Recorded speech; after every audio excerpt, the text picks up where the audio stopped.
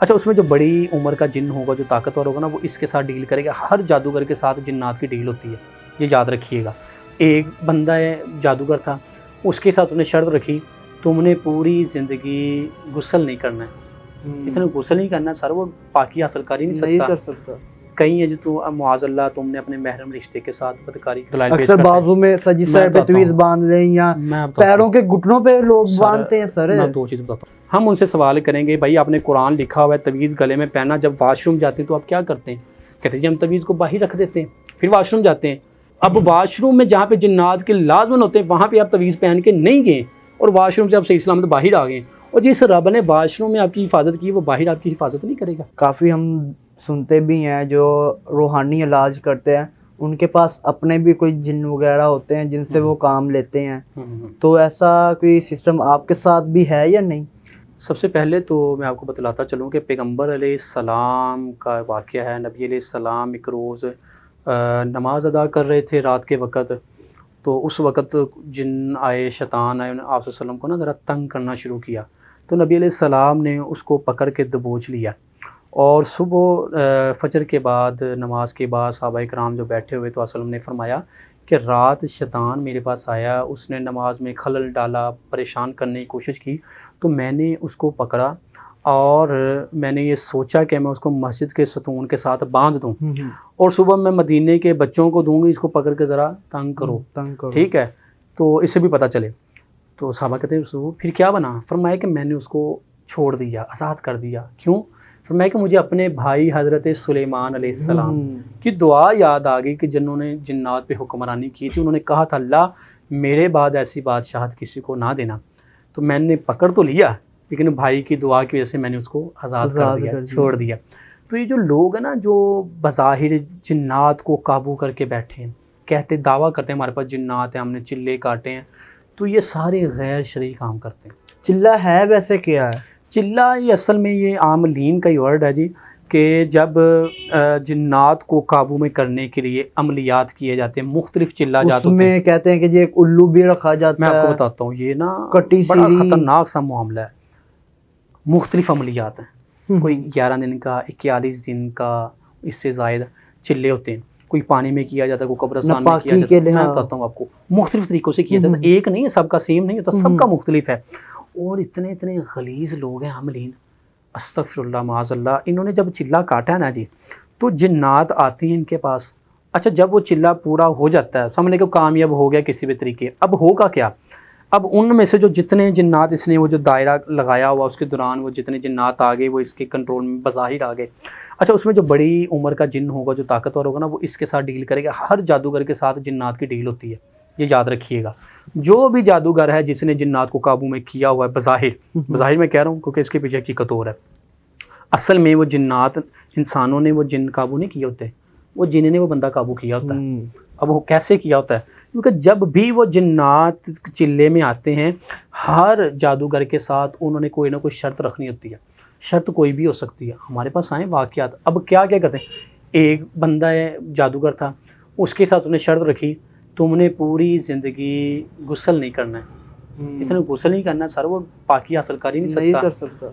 कहीं है जो तो मुआज़ल्ला तुमने अपने महरम रिश्ते के साथ बदकारी करनी है। फिर आगे मुआज़ल्ला सुम्मा मुआज़ल्ला, तुमने कुरान पाक के औराक की बेहुरमती करनी है, मुआज़ल्ला अपने पाँव में रख के वाशरूम में जाना, अस्तग़फिरुल्लाह। इतने इतने गलीज़ अमलियात ये करवाते हैं। फिर जाके वो जिन्नात उनसे काम करवा लिया, ज़ाहिर बात अल्लाह रब्बुल इज़्ज़त से वैसे ही वो बंदा दूर हो गया, इस्लाम से खारिज हो गया। अब वो जिन्नात उसको मज़ीद शैतानियों में उलझाने के लिए उसके साथ हैं, उसे कुछ खबरें बता देंगे, कुछ चीज़ें उन्हें बता दी हैं, तो ये बंदा इस पर खुश है, लोग बातें सुन के खुश है जी, बड़ी पहुँची सरकार, इसे गैब की खबरें पता। वो तो शैतान नहीं बंदा है, वो तो जिन्नात को काबू करके बैठा हुआ है, लेकिन असल में जिन ने उसको काबू में किया, वो शैतान ने काबू में किया। तो क्योंकि असल में जो जिन्नात जिसके बस में आए थे वो हज़रत सुलेमान अलैहिस्सलाम के थे। अब जो आपने मुझसे सवाल किया कि मेरे पास एक दुरानिया ऐसा आया था कि मैंने ना चिल्ला काटा, ना मैंने इनके लिए कोई अमलियात की, ये किसी इंसान में वो जिन आए, उनको निकाला, कुछ टाइम के लिए अपनी खुशी के साथ वो रहे, ना कोई पाबंदी थी कि मेरे पास हर वक्त रहना। आए, मैंने उनसे बहुत कुछ सीखा भी, मेरे उस्ताद भी हैं। कैसे सीखा? बस वो ये सस्पेंस आ गया ना थोड़ा सा बात में। वो उनसे ये जो है ना, सबसे इसमें मेन मरहला जो होता है ना जी, कोई भी डॉक्टरी फील्ड ले लें या रूहानी मामलात में ले लें, सबसे मेन मरला है डायग्नोस करना, इस बंदे की तशखीस करना, आया कि इसको मसला है क्या, जादू का है, जिन्नात का है, नज़र बद का है, बंदा साइको है, जानबूझ के कर रहा है। जिस आमिल ने ये चीज़ डायग्नोज कर ली वो बंदा मरीज़ का इलाज कर लेगा, जिससे डायग्नोज नहीं, सर उसका इलाज ही नहीं कर सकता। तो अल्हम्दुलिल्लाह ये सबसे मेन मरला मैंने उनसे सीखा था, ये चीज़ सीखी थी, और भी बहुत कुछ सीखा। तो ये अल्लाह का इसलिए करम है कि जब मैं इस फील्ड में आया, मेरे जो इंसानों में उस्ताद थे, जब मैंने उनसे सीखा ना जी, तो अपने आखिरी औकात में ना वो जब ज़ाहिर बात ज़ईफ़ुल उम्र थे, तो वो अपने जो मरीज़ थे जिन पे ज़्यादा टाइम लगता था या काम फंस गया तो मेरे पास भेज दिया करते थे। मैं उनका शागिर्द था, लेकिन वो उन्हें पता मैंने ज़्यादा, तो वो फिर कहते ज़्यादा ले जाओ उनके पास। अल्हम्दुलिल्लाह मैं करता था। महबूब को कदमों में भी लेके आने के लिए कोई जिन्नात का सहारा लेना चाहिए या नहीं? अच्छा, क्योंकि अक्सर सोशल मीडिया का दौर है ना, तो अक्सर हम एड्स वगैरह देखते हैं, सड़कों पे इश्तिहार देखते हैं, बंगाली बीबी, ठीक है, कोई इस तरह के 100 नाम, तो नीचे मुकम्मल इश्तिहार लिखा होता है कि जी बेऔलादी का हल, महबूब को कदमों में लेके आना, सास को अपने बस में करना जुबान। अच्छा, उसमें ना ये मुख्तलिफ सवालात काफ़ी इकट्ठे हो गए हैं एक ही सवाल में। पहली बात तो ये है कि जिन्नात से काम लेना, तो मैं इसे मुनासिब नहीं समझता, क्योंकि जिन्नात से काम वो लोग लेते हैं, जिन्नात से काम लेने के लिए उन्हें पहले जिन्नात को काबू में करने के लिए चिल्ले काटने पड़ते हैं। उनके लिए हम पहले बता चुके, बड़े गलत अमलियात किए जाते हैं, इंसान दायरे इस्लाम से खारिज हो जाता है। जो जिन्नात के ज़रिए अमलियात करने का दावेदार है, सर वो जादूगर है और इस्लाम ने उसे दायरे इस्लाम से, शरीयत ने खारिज किया हुआ है। तो ऐसे शख्स के पास तो जाना ही नाजायज़ है ना जी। सबसे पहली चीज़ तो ये हो गई। फिर आगे जी महबूब कदमों में, तो देखें जी, जो सच्चा आशिक होता है वो महबूब को कदमों में नहीं अपने दिल में बसाता है, ठीक है ना। जो उसे घर में बंदा रखे, उसे दिल में बसाए, ये कदमों में लाने वाला क्या जुज़्वा है। अच्छा, इसमें ना मुझे बहुत सी कॉल्स आती हैं, बहुत से मैसेज आते हैं। एक शख्स ने मुझसे रब्ता किया, एक नौजवान ने, जी अब साहब एक फ़लाँ लड़की है, उससे मुझे बड़ी पसंद है, तो आप ना ऐसा कुछ करें वो मेरी बात माने, कदमों में आ जाए, मैं आपको जी 5 लाख रुपया दूंगा। अच्छा, मैंने उसे कहा यार जो तुमने मुझे 5 लाख देना है वो डायरेक्ट उसे जाके दो, शायद वैसे ही आपकी बात मान ले, वो शादी के लिए रजामंद हो जाए, उसके घर वालों को दिखाओ मुझे जो तुमने देना है। तो ये यकीन माने, इस वक्त बिला मुबालगा मैं आपको बात बताऊँ तो जो जितना ये आमलीन का रोज़गार इस मामले में लगा ना जी, इस बात पे लगा हुआ है, महबूब कदमों में शायद ही किसी और बात पे इन्हें इतना रोज़गार मिलता हो कि ये फ्रॉड कर रहे हैं, धोखा कर रहे हैं। लाएं जी, ये करेंगे 24 घंटे में महबूब कदमों में, इतनी देर में महबूब कदमों में, और उसके बाद ये लोग हमारे पास आए हैं, इन्होंने आके क्योंकि इन्होंने पहले ऐसे लोग थे जिन्होंने मुझसे रब्ता किया। मैंने कहा जी देखें, तो अगर तो आपका दिल है रिश्ते के लिए, निकाह करना चाहते हैं, जो जायज़ चीज़ है, उसके लिए कुरान की कुछ आयात हैं, ये आप पढ़ें, अल्लाह फलां बंदे का दिल नरम करे, उसके दिल में मोहब्बत हो, निकाह के लिए रज़ामंद हो जाए, जहाँ तक ठीक है बात। लेकिन वो चिल्ले काटने, उसके लिए अमलियात करने, जिन्नात के ज़रिए बुलाना, आप सोच नहीं सकते कि ऐसे जो लोग हैं वो किस किस मामलात में फंस जाते हैं और कौन कौन से काम आमलीन इनसे करवाते हैं। ऐसी एक ख़तून मेरे पास आई, एडवोकेट थी, पढ़ी लिखा तबका है, एडवोकेट तो नहीं है। वो कहते जी कि मैं किसी को पसंद करती थी, मुझे सारी स्टोरी ने बताई, कहती मैं बड़ा पछताती हूँ, मुझसे क्या क्या करवाया, मैं क्या किया। कहती मुझे किसी ने कहा अपने नाखून लेके ना जी, काट के उन्हें पका के, पीस के किसी मीठी चीज़ में डाल के उसको खिलाओ, तुम्हारे पास आज खिलाया उसने, फिर आगे बढ़े।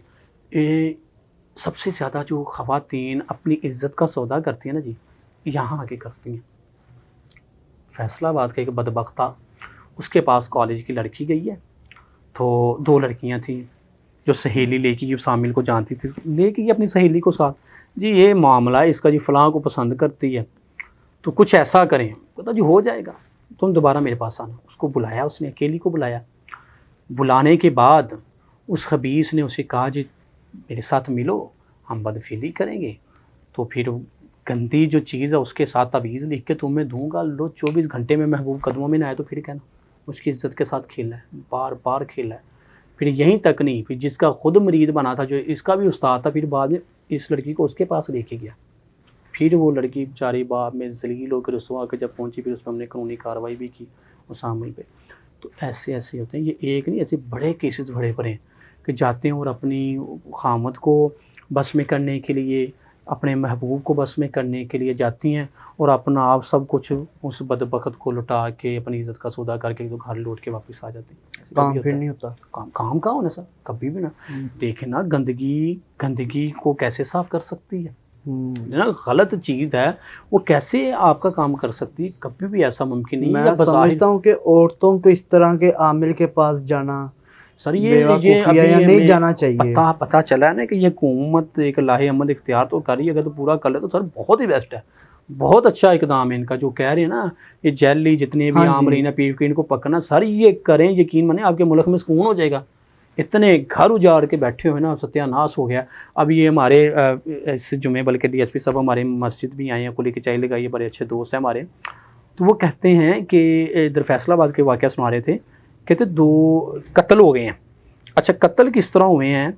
वो कहते जी उनको जागी आमलीन के पास जाते रहे, उन्हें कहा जी इन्होंने आपके ऊपर जादू करवाया था, ये किया, आमूल ने उनके कान ऐसे बढ़े, वो गए हैं तो जज्बाती होकर उन्होंने कत्ल कर दिया उसको, या आमलीन के कारस्तानियाँ सुन लें। तो हमारे पास आते हैं लोग, बहुत फोर्स करते हैं, आप सब बताएं किसने किया किसने किया, हम नहीं बताते भाई। हमारे पास तुम्हारा आने का मकसद क्या है? शिफा चाहिए ना, कुरान से इलाज करेंगे इंशाल्लाह ताला। क्यों जा रहे हो जी किसने किया, क्यों किया, कैसे किया, फिर उल्टा हम करेंगे, यही काम चाहते हैं ना वो।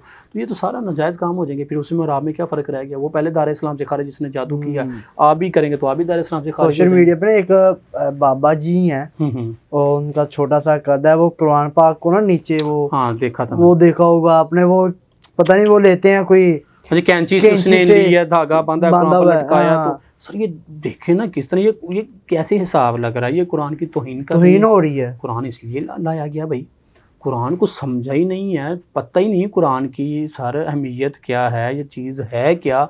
हमने इसको अल्लाह मगर खेल तमाशा बना लिया वो लोगों ने जी, पहनो लटका लो, गले में लटका लो, ये इस तरह कुरान का हिसाब ऐसे नहीं होता। कुरान पढ़ने के लिए, कुरान अमल के लिए है। टाइम बहुत ज़्यादा हो चुका है, आखिरी सवाल आपसे मैंने ये करना है कि जिन्नात को देखना हो तो कैसे देखें? सबसे पहले तो याद रखें कि अगर अल्लाह पाक ने आपसे किसी चीज़ को पोशीदा रखा है ना, तो उसमें कोई हिकमत है, अल्लाह रब्बुल इज़्ज़त की हिकमत है। लोग बड़े कहते हैं अल्लाह पाक इंसान के साथ 70 माओं से ज़्यादा भी प्यार करता है। इसमें मैं आपको एक और तस्हीह करता हूँ, ये रवायत बड़ी मशहूर है, चलें आपकी वसातत से अगर ये पहुँचे लोगों तक तो इंशाल्लाह ताला फ़ायदा इसका होगा। ये बड़ी मारूफ बात है जी, अल्लाह रब्बुल इज़्ज़त 70 माओं जितना प्यार करते हैं, या 70 माओं से ज़्यादा, 70 माओं से ज़्यादा मतलब 80 तक चले जाएगा मिसाल के तौर पे।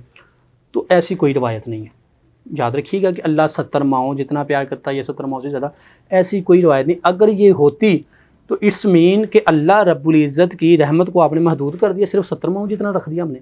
ये आमलीन कई अपना उलमाए कराम भी बयान करते हैं ना जी, दुआएं मांगते हुए अल्लाह 70 माओं जितना प्यार करता है।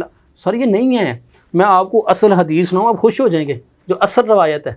ये तो कोई कहीं से रवायत किसी किताब से नहीं मिलेगी जी 70 माओं जितने, ये तो फिर महदूद कर देना हमने अल्लाह की रहमत को। असल जो रवायत है वो मुस्लिम शरीफ की रवायत है, हज़रत अबू हुरैरा रज़ी अल्लाह ताला अन्हु से मरवी है कि अल्लाह रब्बुल इज़्ज़त की रहमत के 100 दर्जे हैं, 100 दर्जे अल्लाह की रहमत की। और सुने मज़े की बात, अल्लाह रब्बुल इज़्ज़त ने अपने उन 100 दर्जों में से सिर्फ एक दर्जा अल्लाह ने दुनिया में उतारा है, जिनमें सिर्फ 70 माएँ नहीं, सारी दुनिया की माएँ अपने बच्चों से प्यार करती हैं, जहरीले जानवर अपने बच्चों से प्यार करते हैं, लोग जो एक दूसरे की मोहब्बत के लिए जानने देते थे, वो सारी दुनिया की मोहब्बत मिला के अल्लाह की रहमत का एक हिस्सा है सर 99 जो दर्जे अल्लाह ने अपने पास रखे हैं, जो रोज़े क़यामत अल्लाह उन दर्जों उस रहमत के साथ हमें मुआफ़ करके जन्नत में दाखिला देगा। सर कितनी प्यारी बात है, क्या बात, कहाँ 70 माएँ, कहाँ सारी दुनिया की माएँ, और सिर्फ एक दर्जा, और 99 दर्जे अल्लाह के पास अपनी रहमत कभी पड़े हुए हैं, जिस रहमत के साथ अल्लाह रब्बुल ने आपको और मुझको हमको गुनाहगारों को माफ़ करके नबी इस्लाम का साथ देंगे इंशाल्लाह ताला, इंशाल्लाह। अच्छा, ये तो हमारी जो बात है ना वो एक अलग ट्रैक पे चले गई है। तो अक्सर हमारे बड़े थे वो भी अक्सर कहते थे कि जी रात को कब्रिस्तान में नहीं जाना चाहिए, क्योंकि रात को मगरिब के बाद नहीं जाना चाहिए। अगर आप कब्रिस्तान गए हैं तो आकर फ़ौरन नहा ले, अगर यहाँ छीला है तो बच्चे के पास नहीं जाना, छोटे बच्चे के पास नहीं जाना, उससे हाथ नहीं लगाना, क्योंकि जी आप कब्रिस्तान से होके आए हैं। नहीं, ऐसा ना कुरान और सुन्नत से कोई सबूत मिलता है हमें, ना हमारे मुशाहदात में। हाँ एक चीज़ ज़रूर है, वो लोग जाने से परहेज़ करें जो ईमानी तौर पे कमज़ोर है, तवक्कल जिनका कमज़ोर है। क्योंकि ये जब कोई चीज़ गर्दिश करती है ना माशरे में, जी ये फ़लाँ काम ना करें, ऐसा जगह फ़लाँ काम ना करें, ऐसे जो कमज़ोर दिल लोग होते हैं वो ऐसा काम जब करते तो फंस जाते हैं। जैसे मिसाल के तौर पे जी बिल्ली रास्ता काट दे तो नुकसान होगा, जिनका कीदा बन गया उनका हो जाएगा, काली बिल्ली रास्ता काट दे तो नुकसान है। हालांकि ऐसा कुछ भी नहीं है, शरीयत में मना किया गया। इसी तरह कब्रिस्तान जाने से, भाई रात को अगर मिसाल के तौर पे बंदे को रात को दफन करना है तो क्या कब्रिस्तान में लोग जाते हैं ना अक्सर देखा होगा, तो क्या उनका नहीं होता। जो तवक्कल जिनका कमज़ोर है, ईमान कमज़ोर है, वो डर जाते हैं, जो और वो खौफ ही उनको बाद में डराता है, और वही खौफ बाद में लोग कहते हैं जी जादू आ गया, जिन्नात बन गए। तो ऐसा नहीं होता, वो सिर्फ एक खौफ ही होता है, एक चीज़। और कब्रिस्तान में फरमाया जाना चाहिए, आखिरत याद आती है, इंसान को मरना याद आता है। तो दूसरी चीज़ ये है कि अगर ऐसी जगह हैं तो जहाँ जारी बात, यहाँ पे बहुत से मामला होते हैं, तो अगर इंसान दुआ पढ़ ले, घर से बाहर निकलने की दुआ पढ़ ली, फिर कब्रिस्तान जाए तो कोई हर्ज नहीं, क्योंकि अल्लाह रब्बुल इज़्ज़त बंदे की हिफाजत फरमा रहा है। सुबह शाम की अज़कार करें, सर जैसे मर्ज़ी जहाँ मर्ज़ी जाएँ, कोई हर्ज नहीं, कोई मसला नहीं, बेफिक्र होके तवक्कल अपना मजबूत कर लें। यकीन मानिए जो जादू जिन्नात लोगों ने ना, आमलीन ने इतना खौफ व हरास मुआशरे में फैलाया, ओए हो जिन हो गए जी, अब ये हो जाएगा, पूरी ज़िंदगी तवीज़ पहनो ठीक हो, पूरी ज़िंदगी बड़ा गोश ना खाओ ठीक हो। ये सर ये फजूल किस्म की शराइत पहनना ठीक है सर। मैं आपको बात बताऊँ ना, हम कुरान और सुन्नत को फिर कहेंगे जी हम दलाइल फलां पेश करें, फलां दलाइल पेश अक्सर बाजू में सजी सर पे तवीज़ बांध लें, या पैरों के घुटनों पे लोग बांधते हैं सर। मैं दो चीज़ बताता हूँ आपको, पाँव के घुटने की बात मुझे याद करवाइएगा। पहली चीज़ तवीज़ हम क्यों बांध रहे हैं? शिफा की तरह से बांधना के लिए कि हमें शिफा मिलेगी। मुझे ये बताएं ज़ुबैर भाई, आप डॉक्टर के पास जाते हैं, कोई प्रॉब्लम है, डॉक्टर आपको मेडिसिन देता है कि आप मेडिसिन खाएंगे या पेट के साथ बांधेंगे?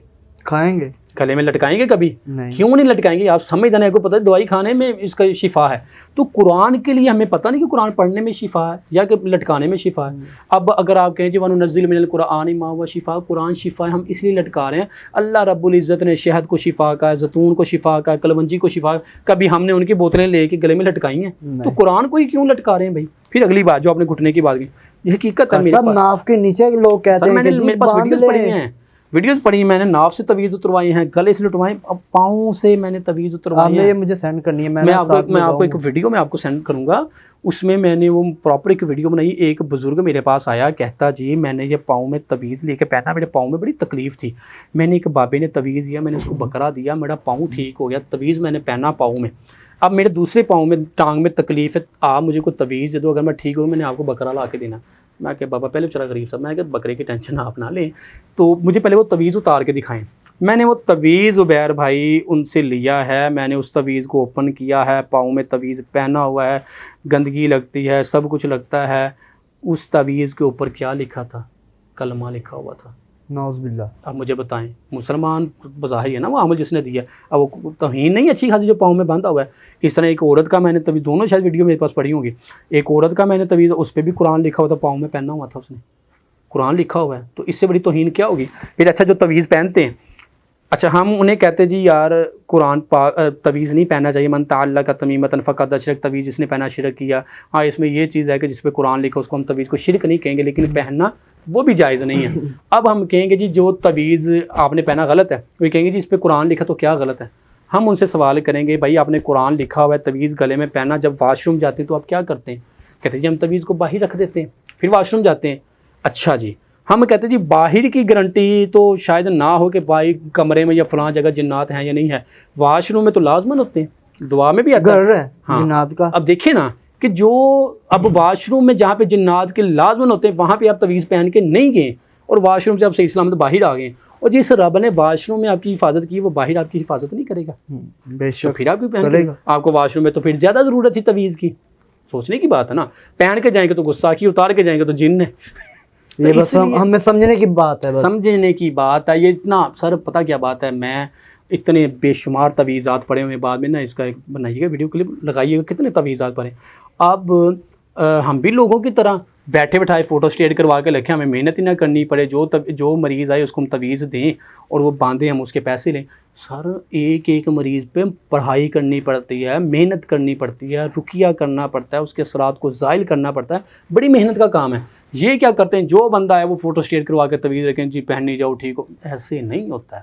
हर मरीज़ को टाइम चाहिए, उसका मामला सुनो, उस लिहाज से रुकिया करो, उसके असरसाइल करो, उसकी काउंसलिंग करो, उसका इलाज करो। ये तरीक़ाकार है, ये आसान तरीका तवीज़। और लोग भी यही चाहते हैं जी कुरान भी पढ़े ना होगा तो नहीं जी कुछ दे दे, को घोल के पी जाए, को लटका लें, आसान रास्ता ना तलाश किया करें। नाज़रीन माज़रत मैं ना क्योंकि साडी जरा पंजाबी असी किस शहर च रहीदा वा उहदे विच ज़्यादा पंजाबी बोली जाती, मैं ना बहुत कंट्रोल करके बैठा होया सी उर्दू पंजाबी सॉरी। ते कर साहब अक्सर कहंदे हैं कि जी असी इन्ने गाफल हो चुके हैं, असी ना कुरान पाक पढ़ना ना असी नमाज पढ़नी। अगर एक औरत नूं औलाद नहीं हो रही ना, एक आमिल ने कहता ना कि जी बीबी ए तवीज़ आ ए तू सुबह तहज्जुद तो बाद करना वा, अल्लाह ताला तेनू 7 दिनां दे अंदर खुशखबरी दे देगा। पहली गल तो यह वा कि कुरान पाक दे विच हर चीज़ का इलाज आ, ठीक है बिल्कुल। ते साडी किताब आ, पढ़ना चाहिए वा, ठीक है, साडा ईमान होना चाहिए वा। हुण तो साडा ईमान भी नहीं रहा, साडा ईमान जिस तरह तुसीं गल कीती कमज़ोर हो गया, अमला ते हो गया, ठीक है। ते ए किन्नी गलत गल है, जरा वो भी साडी आवाम नूं दसो क्योंकि इस तो बाद अपना वाइंड अप लेना वा। मेरे पास ज़ुबैर भाई एक ख़ातून आई, उसके बेटे का कोई मसला था, अल्लाह के कुरान से अल्हम्दुलिल्लाह वो हल हुआ। तो मुझे बताने लगी, कहती कैसा मैं जिस पीर साहब के पास जाती थी ना, 1 साल हो गया मेरे बेटे को मसला, मैं 1 साल के हो गया मैं उसके पास जा रही हूँ, मेरा बेटा नहीं अभी तक ठीक हुआ। यहाँ कुरान पढ़ा है आपने अल्हम्दुलिल्लाह, अल्लाह पाक ने थोड़ी देर में शिफा दे दी है। कहती अच्छा वो वाक़या ख़ुद सुना रही, कहती मैं वहाँ पे बैठी तो बड़ी ख़वातीन आती, कहती कि फल लेके आती उस आमिल साहब के लिए ना, पीर साहब के लिए। तो फल लेके आई, औरत थी तो सेब लेके आई, को सेब अच्छे नहीं थे, उसे नहीं ख़रीदारी करनी आई, और सेब लेके आई। तो अब बाबा जी क्या कह रहे हैं, सेब देखे तो वो अच्छे नहीं थे, दागे हुए सेब थे, ऐसे सेब फेंके, जा चली जा, तन्नू नहीं अल्लाह ने औलाद देनी, तन्नू नहीं औलाद होनी, जा चली जा। अब ये खुदाई दावा नहीं तो क्या है, औलाद यखलुकु मा यशाउ यहबु लिमन यशाउ इनासा व यहबु लिमन यशाउ ज़ुकूर, अल्लाह जिसे चाहे बेटे दे, बेटियां दे, दोनों दे, ना दे, अल्लाह की मर्जी है। मेरे आपके आमिर के डॉक्टर किसके इख्तियार में कुछ भी नहीं है, कुछ भी नहीं। मतलब कि सेब अच्छे नहीं आए, तेरे कहने पर से औलाद नहीं होगी, अब सेब अच्छे आ गए तो तूने क्या तुझसे औलाद हो जाएगी। तो ये खुदाई दावे, मतलब कि असल फ़िरौन मर गया, लेकिन ये छोटे छोटे फ़िरौन हमारे माशरे में बहुत ज़्यादा, आमलीन की शक्ल में, जागीरदारों की शक्ल में, सियासतदानों की शक्ल में, सर ये खुदा बन के बैठे हुए हैं, दावे ऐसे करते जो हमारे पास आए तभी खैर है, हमारे पास ना आते तो हमने बचना ही नहीं था, अब यही सब कुछ होगा, हम नहीं करना तो होना। मेरे पास लोग आते, मैं उन्हें बताता हूँ, कहता हूँ सबसे पहले अकायद दुरुस्त करने की कोशिश हम करते हैं, ये नहीं कि मेरे पास है तभी इलाज होना। मैं कहता हूँ यार सबसे पहले कोशिश करो कि अपना इलाज खुद करो, कुरान और हदीस से, दुआएं पढ़ी हैं, वज़ाइफ़ हैं, खुद कोशिश करो, नहीं तो फिर ऐसे बंदे को इंतखाब करो जो ना खुद शिरक करता हो ना तुम्हें शिरकिया काम पे लगाए, कुरान और सुन्नत से वो इलाज करे, हरज नहीं है, चले जाओ। लेकिन जो बंदा ये दावा करे जी शिफा मेरे पास ही है, मैं ही करूँगा तो ठीक होगा, नहीं तो नहीं होगा, खुदाई का दावा कर, ये दावे ही है ना फिर कि मतलब कि तू रब करने वाली ज़ात है, तेरी क्या हैसियत है भाई। कहते हैं कि जी अगर आपका काम नहीं हो रहा काला बकरा लेकर आओ, हैं यहाँ तो फिर एक देख दो, ठीक है, उसके अलावा कर साहब वो भी कहते हैं कि जी काला कौवा लो, उसे पकड़ो, हाथ लगा के उसे उड़ा दो। ऐसे ये सर ना सारा ये ड्रामेबाजियाँ हैं। मैं आपको एक वाक़या सुनाता हूँ, एक आमिल साहब ना कैसे लोगों को यार बेवकूफ़ बनाते हैं। उनके पास जो कोई मरीज़ जाता है ना, वो देख लेते कि बंदा ठीक है, ज़रा उसे जाने से पहले ना, मरीज़ के वापस जाने से पहले उसे मुर्गा एक दे देते, ज़िंदा कुकर शरीफ है जो ज़िंदा है, अपनी तरफ से देता है, देने से पहले ना उसे कुछ जहरीली चीज़ खिला देता है कि जिसका इफ़ेक्ट को 2-3 घंटे बाद जाके होगा। अब 3 दिन में बंदा घर पहुंच जाता है। अच्छा वो दिया है, वो मुर्गा बाबा जी ने दी है चीज़, वो घर लेके चला गया। अब घर जाने के बाद सर वो मर गया। अब इन्होंने फ़ोन किया, बाबा जी वो तो मुर्गा तो मर गया, शुक्र करो घर दा कोई जी नहीं मर गया, मुर्गा मर गया, मुर्गा मर गया ने तुहाडे हुण इंज करो एक ना कट्टा काला लैके मेरे को आ जाओ। देखा मुर्गा दे के सर को उन्होंने कट्टा ले, कैसी इन्वेस्टमेंट है उनकी। लो नाज़रीन कर साहब दे नाल दिल नहीं कर रहा प्रोग्राम ख़त्म करन नूं, बहरहाल साडा टाइम बहुत ऊपर हो चुके वा ते हुण कोशिश करांगे तो 2 पार्ट ही बना के ना तुहाडे नाल लाजमी शेयर करांगे। ते इहदे नाल दिओ इजाज़त, मिलदे हां आपां अगले प्रोग्राम च। ते बाकी मैं कर साहब दा किहड़ा नंबर है ਕਰ ਸਾਹਿਬ ਜ਼ਿਆਦਾ ਤੇ ਨੰਬਰ ਚਲਾ ਜੀ, ਸਕਦੇ ਕਰ ਅਗਰ ਕਿਸੇ ਦੇ ਕੋਈ ਵੀ ਇਲਾਜ ਵਗੈਰਾ ਕਰਵਾਉਣਾ ਹੋਵੇ ਕਰ ਸਾਹਿਬ ਨਾਲ ਗੱਲਬਾਤ ਕਰਨੀ ਹੋਵੇ ਤੇ ਤੰਗ ਨਹੀਂ ਕਰਨਾ ਤੁਸੀਂ ਕਰ ਸਾਹਿਬ ਨੂੰ, ਠੀਕ ਹੈ। ਤੁਸੀਂ ਰਾਬਤਾ ਕਰ ਸਕਦੇ ਹੋ ਤੇ ਬਾਕੀ ਇਨਸ਼ਾਅੱਲਾ ਦਿਓ ਮੈਨੂੰ ਦੇ ਨਾਲ ਇਜਾਜ਼ਤ ਮਿਲ ਜਾਵੇ ਅਗਲੇ ਪ੍ਰੋਗਰਾਮ ਤੇ ਉਦੋਂ ਤੱਕ ਲਈ ਅੱਲਾਹ ਹਾਫਿਜ਼।